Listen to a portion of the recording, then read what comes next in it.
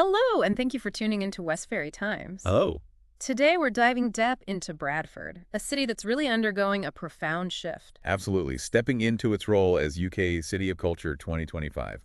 It's quite a moment for them. It really is, and it's a great chance for us and for you listening to look beyond maybe some, older narratives. The post-industrial cliches, perhaps? Exactly, and understand what this City of Culture designation actually means for Bradford right now. Yeah, it's pivotal.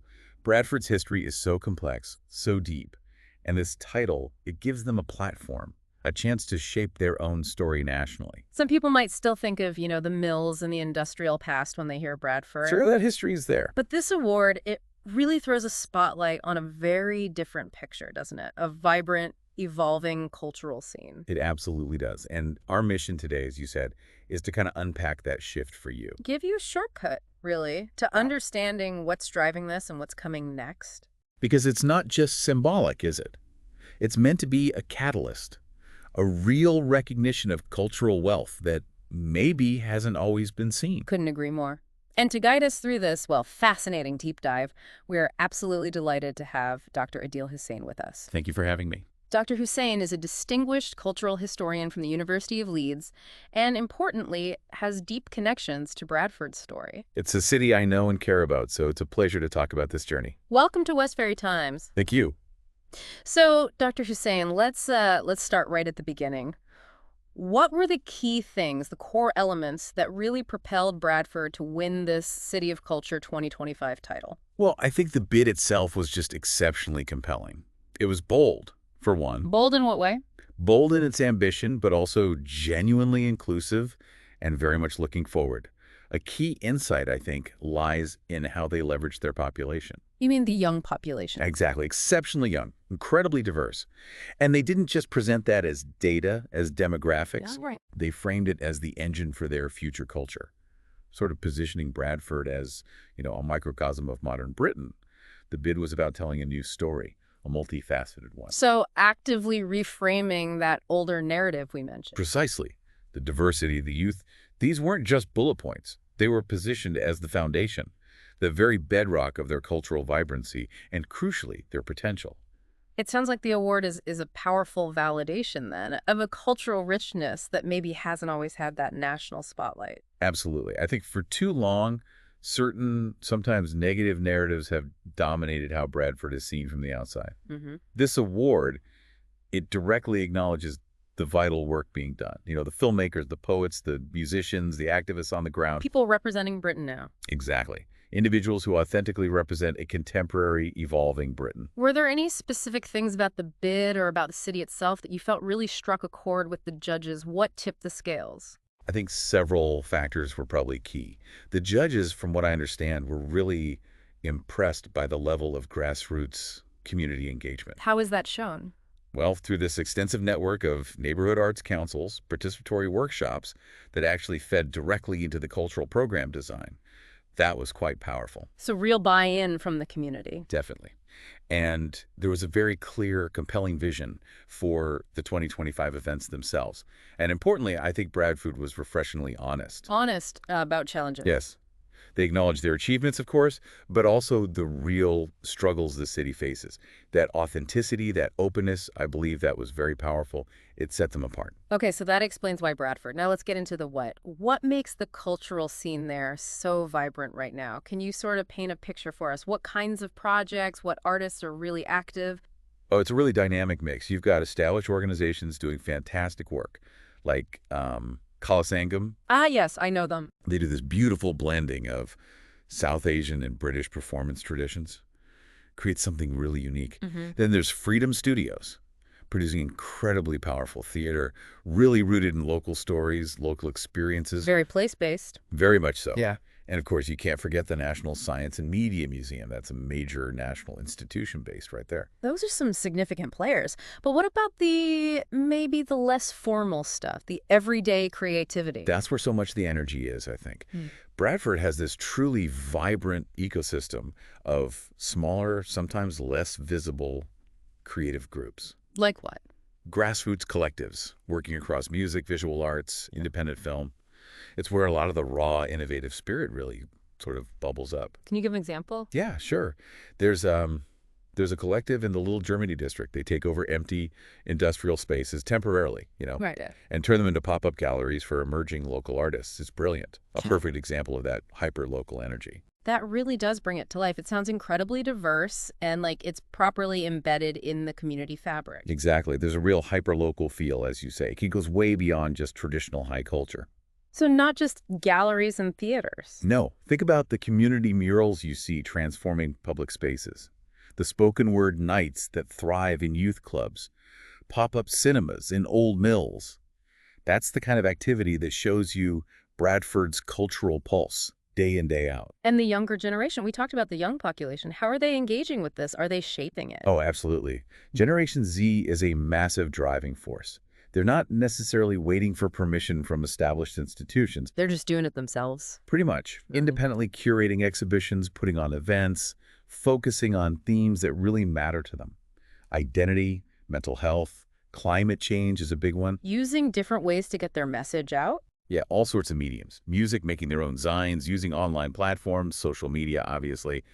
This City of Culture Award, it's a massive opportunity to amplify their voices, their creativity. Okay, so moving beyond the prestige, the title itself, what does this practically mean for the people actually living in Bradford? What are the tangible effects? Well, beyond the honor, it brings a huge increase in visibility. For the city, yes, but also for its stories, its people. There's already, you can feel it, a palpable boost in civic pride, a sense of being seen, being valued nationally. And practically, it unlocks possibility. Like investment. Exactly. Attracting needed investment, supporting development within the city.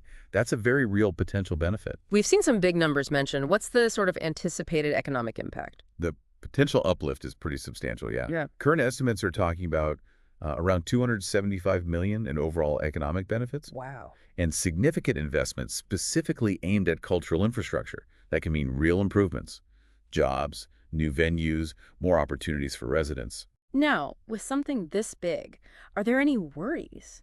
Any potential challenges being discussed in the community? Is everyone equally enthusiastic?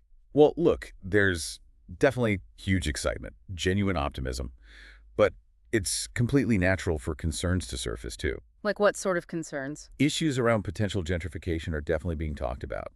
The worry that rising costs might push out long-term residents. That's a common issue with these kinds of initiatives. Great point. Anything else? There are also important questions about cultural tokenism. What do you mean by that exactly? The risk that, certain aspects of culture get showcased superficially, without real deep engagement or genuine benefit flowing back to the diverse communities that they represent. So making sure it's authentic and equitable. Precisely. The crucial question is ensuring the benefits, economic, culturals, are distributed fairly across all of Bradford's communities, not just concentrated in one area or group. And how are the organizers trying to tackle those potential downsides? Are they addressing these concerns? They seem to be taking some important steps, right from the start, actually. They've set up community steering panels. To ensure local voices are heard. Exactly. Actively involved in the planning, the decision-making. There's also a very conscious effort to spread the programming and investment beyond just the city center. Out into other districts. Yes, significant events and projects planned specifically for places like Cayley, Shipley, other areas too.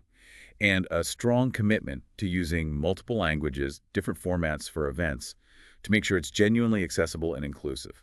Let's broaden the view again. Thinking about the lead up to 2025 and the year itself, what kind of economic shifts might Bradford anticipate? Well, we can probably expect to see significant job creation, especially in, culture and tourism sectors. Makes sense. The expected increase in visitors should give a real boost to local businesses, hospitality, retail, all sorts. And maybe infrastructure improvements, too. Strong potential for that, yes. Preparing to host a major national event often necessitates upgrades. And perhaps the biggest long-term impact might be that positive shift in the city's image, its national perception. It's fascinating how this kind of designation can reshape reputation. Hull, back in 2017, they saw quite an impact, didn't they? They certainly did. Hull's experience is a really valuable case study. Any parallels we can draw for Bradford? Absolutely. Hull saw major cultural investment, a big jump in visitor numbers, and that had a real tangible positive effect on their local economy. Bradford is undoubtedly aiming for similar, maybe even greater, outcomes. Long-term revitalization, both economic and cultural. And do you think this title will fundamentally change how people outside Bradford see the city? I think that shift is already underway, actually. You can see it. There's renewed interest, growing interest from potential investors, from What in universities. the media narrative?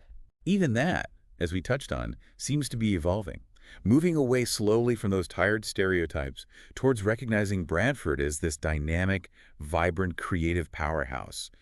You really shouldn't underestimate the power of a changing narrative. What about inside Bradford? How might this affect how residents see themselves, their own city, their sense of identity?